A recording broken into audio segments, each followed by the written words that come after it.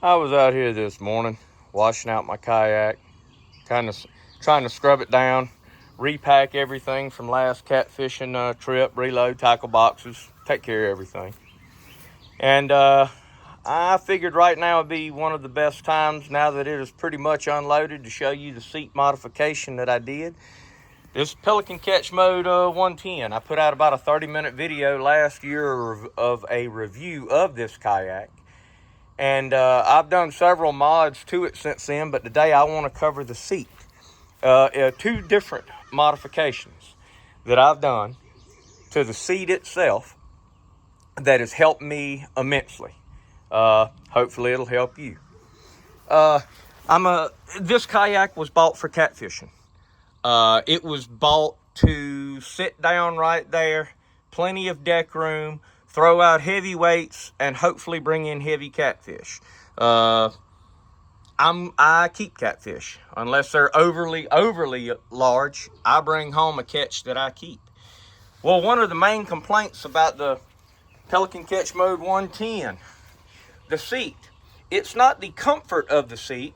It was the fact that these right here were not exactly long enough to touch the side here or on the other side.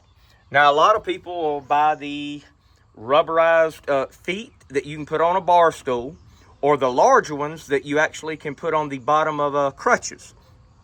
You can slide that over the end of this, and it'll take out your wobble. It'll take up some of this slack. Well, I had 3/4 inch PVC laying around. And I said, well, if I can cut from here to there, 1/4 inch bolt and a 1/4 inch bolt there, straight through, I can literally raise this seat. It's 3/4 inch inside diameter. So it's 1 1/8 outside diameter. So if I put that conduit in the front here and in the back, I have elevated my seat a little over an inch. Now, this is PVC, extreme heat. It will droop. But here's the thing. That complete piece of PVC, it may be 2 foot. Well, 2 foot, if I have to replace it in 3 years and it costs me nothing, I guarantee you I got my money worth, I got my money's worth out of it. The 1/4 inch bolts, 4 of them, 2 on the front, 2 in the back with 4 wing nuts. I had those. I paid nothing for it. So in other words, my seat now sits 1 1/8 inch higher than it did. I didn't like it sitting as low as it did. Okay, well, here's another thing. This kayak was bought to catfish in. Sit down, reel them in. So this piece right here, where you flip down the seat and sit on it, I would never use. Number one, I'm in a river. Number two, I don't fish like that. So what I actually did was I took a hacksaw, and I'm about to show you why. That right there serves no purpose to me at all because I don't use it. It has holes in it where I can put several tools in it if I were to use it. But I don't use it, so it's no use to me. I keep catfish. This cooler is at an angle right here, and as you can see, it does not sit flat. It actually is probably 2.5 inches. I'm gonna back up and you'll see the angle. Now what I want to show you is when I sit down here, when I sit right here, and this cooler says, let's say it has 75, 100 pound of fish in it. All the weight in that cooler is on this corner. So when I sit here, let's say I weigh 200 and I've got 75 pound in that cooler. All 275 pound is gonna be within 32 inches.